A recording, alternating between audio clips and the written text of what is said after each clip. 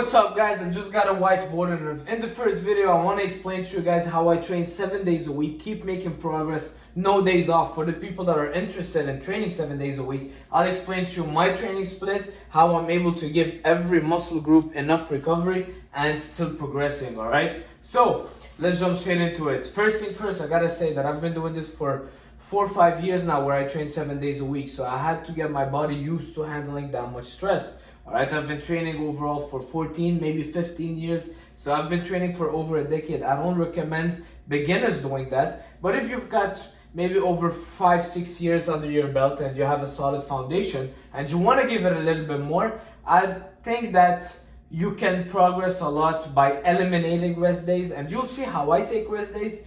I still do rest, I still allow my central nervous system to rest, but by always hitting the gym and always improving and always getting better, because some form of exercise can be good for recovery. If you're getting blood flow in the muscles, which will get the oxygen in there, get nutrients, remove the waste, will help you recover better and then being able to hit that muscle again, alright? So the rest doesn't necessarily mean doing nothing. So that's why I go to the gym 7 days a week, but not every single day is stressful on the nervous system. What you want to rest and not overstress is your nervous system, not the muscle. The muscle will repair in between 38, 2 days max, 3 days max, but taking training the muscle only once a week will just not be enough for you. You will need more frequency as you get advanced. So let's jump straight into it. Number one, I have a 4-day split. Day 1 would be chest and triceps.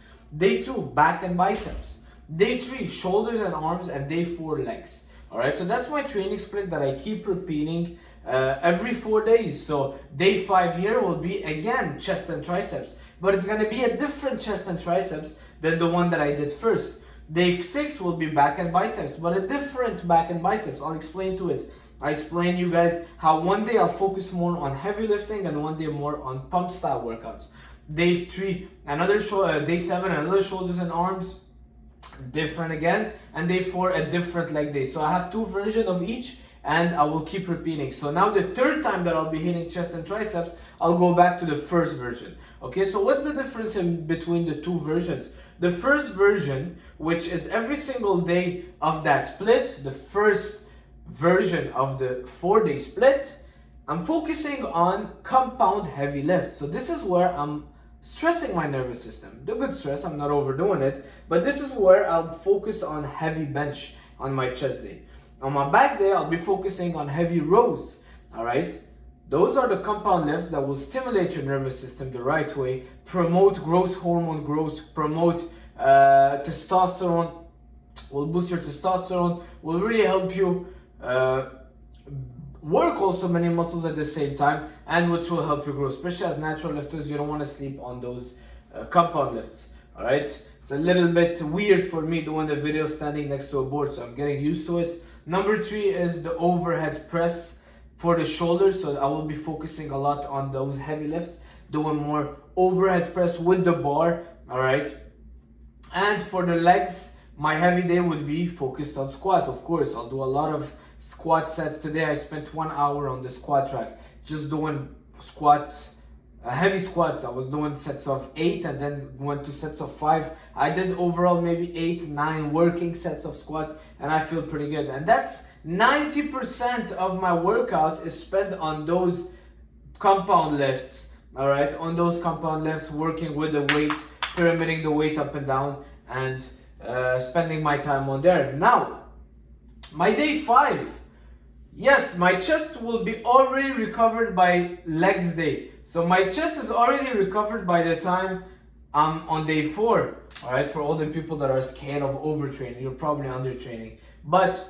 by day 5, my chest is already ready to go. But I don't want to do heavy bench press on that day because I was doing heavy squats the day before. So I'll be overstressing my nervous system because your nervous system is the one that is taking all the hit more than the muscle. So by that time, your nervous system is at 90% drained. So that's where on the day 5, even though my chest is recovered, I will not be performing well if I bench. So this is why that workout is more of a pump style workout. I'm still getting my muscle to failure, but not my central nervous system to failure. So this is why here I'm doing more flies, more push-ups. Push-ups are not draining on the nervous system. I'll be doing more cable crossover, maybe a little bit of body weight dips. All right, I'm still getting sore the next day on my chest, but I'm not going for the heavy, crazy bench sets. All right, on my day 6, still, this is like a deload kind of week for most people, if you want to get it this way. So I'm doing more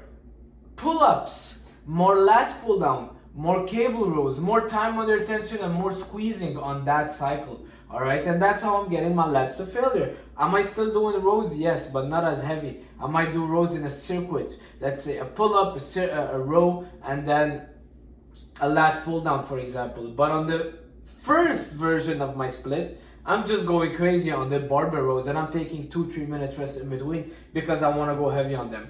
Day 3, for my second version, which will be day 7, instead of doing crazy overhead press and taking my time on it, I will be doing standing shoulder press, lighter weights, sets of 15, 20 in a superset with lateral raises. I'll be focusing a lot more on the lateral raises. All right, so in this way, you're working your body and your muscles in both parts. My day 4, my leg day, which initially was the squat heavy, on this 8th day, so my second version, it's a lot more pump style, a lot more leg extension, leg curls. I would focus a lot more on the hamstring on that second version. And I will do a lot of high reps leg press. All right, high rep lunges. Trust me, you would still get sore. You will still get your legs to failure. You will still feel your legs on fire. It's just a different kind of sensation.